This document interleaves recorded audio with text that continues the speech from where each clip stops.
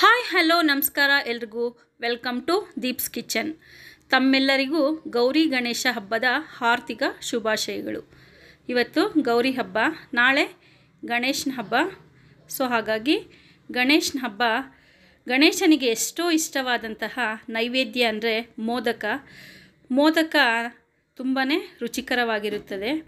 ಅದಕ್ಕೆ ಗಣೇಶನಿಗೆ ಮೋದಕ ಪ್ರಿಯ ಅಂತಲೇ ನಾವು ಕರಿತೀವಿ. ಸೊ ಹಾಗಾಗಿ ಮೋದಕ ಹೇಗೆ ಮಾಡೋದು ಅಂತ ಈಗ ನೋಡೋಣ ಫ್ರೆಂಡ್ಸ್. ಅದಕ್ಕಾಗಿ ನಾನು 2 ಕಪ್ಪು ಮೈದಾ ಹಿಟ್ಟನ್ನು ತಗೊಳ್ತಾ ಇದ್ದೀನಿ. ಅದಕ್ಕೆ ನಾನು 1 ಕಪ್ಪಷ್ಟು ಗೋಧಿ ಹಿಟ್ಟನ್ನ ಸೇರಿಸ್ಕೊಳ್ತಾ ಇದ್ದೀನಿ. ಇದಕ್ಕೆ ರುಚಿಗೆ ತಕ್ಕಷ್ಟು ಉಪ್ಪು ಹಾಕಿ ನೀಟಾಗಿ ಒಂದು ಸರಿ ಮಿಕ್ಸ್ ಮಾಡ್ಕೋಬೇಕು.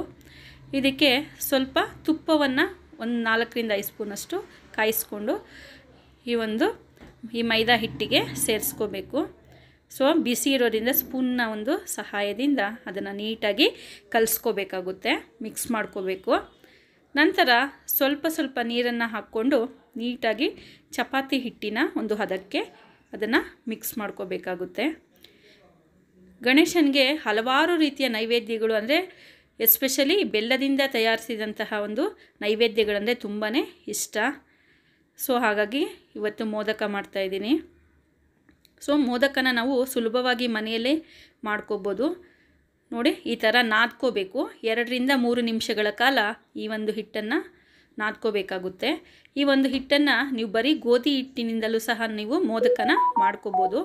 ಇದನ್ನು ಸ್ವಲ್ಪ ಹೊತ್ತು ಒಂದು 15 ಮಿನಿಟ್ಸು ನೆನಿಬೇಕದು. ಸ್ವಲ್ಪ ಹೊತ್ತು ಅದನ್ನು ರೆಸ್ಟ್ ಮಾಡೋಕ್ಕೆ ಬಿಡಬೇಕು. ನಾನು ಇಲ್ಲಿ 1.5 ಕಪ್ಪಷ್ಟು ತೆಂಗಿನಕಾಯಿನ ಮಿಕ್ಸಿಗೆ ಹಾಕ್ಬಿಟ್ಟು ಆ ಪೌಡರ್ ಮಾಡ್ಕೊಂಡಿದ್ದೀನಿ. ಹಸಿ ಕೊಬ್ಬರಿನೇ ತೊಗೊಂಡಿದ್ದೀನಿ. ಅದಕ್ಕೆ ನಾನು 1 ಕಪ್ಪಷ್ಟು ಬೆಲ್ಲವನ್ನು ಸೇರಿಸ್ಕೊಂಡಿದ್ದೀನಿ. ಅಂದರೆ 1.5 ಕಪ್ಪು ಕೊಬ್ಬರಿ ತುರಿ, ನಾನು 1 ಕಪ್ಪಷ್ಟು ಬೆಲ್ಲವನ್ನು ಅದಕ್ಕೆ ಸೇರಿಸ್ಕೊಂಡಿದ್ದೀನಿ. ಸಿಹಿ ಅನ್ನೋದು ನಿಮ್ಮ ಒಂದು ಇಷ್ಟಕ್ಕನುಸಾರವಾಗಿ ಸಿಹಿನ ಸೇರಿಸ್ಕೋಬೋದು. ಸಿಹಿ ಜಾಸ್ತಿ ಇಷ್ಟಪಡೋರು ಇನ್ನು ಸ್ವಲ್ಪ ಬೆಲ್ಲ ಹಾಕ್ಕೋಬೋದು.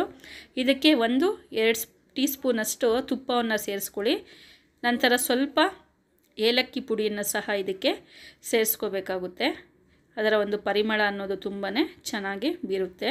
ನೋಡಿ, ಈ ಥರ ಜಾಸ್ತಿ ಹೊತ್ತು ಆ ಒಂದು ಪಾಕ ಬರುವ ಅವಶ್ಯಕತೆ ಇಲ್ಲ.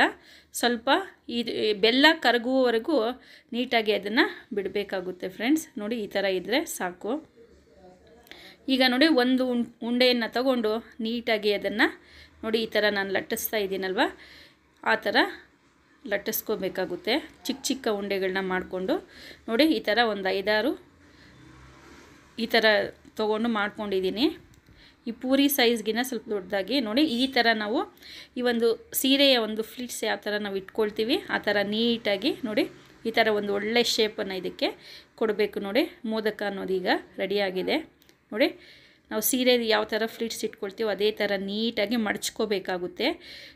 ಯಾವುದೇ ಮೋಲ್ಡನ್ನ ನಾವಿಲ್ಲಿ ಯೂಸ್ ಮಾಡ್ತಾ ಇಲ್ಲ. ನೋಡಿ, ನೀಟಾಗಿ ಬರುತ್ತೆ. ನೋಡಿ ಎಷ್ಟು ಚೆನ್ನಾಗಿ ಬರ್ತಾ ಇದೆ ಅಂತ ಶೇಪು. ನೋಡಿ, ಗಣೇಶನಿಗೆ ತುಂಬಾ ಇಷ್ಟಕರವಾಗಿರುತ್ತೆ ಈ ನೈವೇದ್ಯ. ಸೊ ನೋಡಿ, ಈಗ ಈ ಮೋದಕ ಅನ್ನೋದು ರೆಡಿಯಾಗಿದೆ. ಇದನ್ನು ಮೀಡಿಯಮ್ ಫ್ಲೇಮಲ್ಲೇ ಈ ಮೋದಕವನ್ನು ನಾವು ಎಣ್ಣೆಯಲ್ಲಿ ಬಿಡಬೇಕಾಗುತ್ತೆ. ಸೊ ಒಂದು ಕಡೆ ಸ್ವಲ್ಪ ಬೆಂದ ನಂತರ ನಾವು ಮತ್ತೊಂದು ಕಡೆ ಇದನ್ನು ಮಗ್ಚಾಕೋಬೇಕಾಗುತ್ತೆ ಫ್ರೆಂಡ್ಸ್. ನೋಡಿ, ಫೈನಲಿ ನಮ್ಮ ಮೋದಕ ಅನ್ನೋದು ರೆಡಿಯಾಗಿದೆ. ನಾನು ಸ್ವಲ್ಪ ಬೆಲ್ಲ ಜಾಸ್ತಿನೇ ಹಾಕಿರೋದ್ರಿಂದ ಈ ಥರ ಕಲರು ಕಾಣಿಸ್ತಾ ಇರ್ಬೋದು ನಿಮಗೆ. ಬಟ್ ಇದಂತೂ ತುಂಬಾ ರುಚಿಕರವಾಗಿರುತ್ತೆ ಫ್ರೆಂಡ್ಸ್. ಮೋದಕ ರೆಡಿಯಾಗಿದೆ. ಇನ್ನೂ ಯಾರೆಲ್ಲ ನನ್ನ ಚಾನಲ್ಗೆ ಸಬ್ಸ್ಕ್ರೈಬ್ ಆಗಿಲ್ವೋ ದಯವಿಟ್ಟು ಸಬ್ಸ್ಕ್ರೈಬ್ ಮಾಡ್ಕೊಳ್ಳಿ friends. Please support me. Thank you.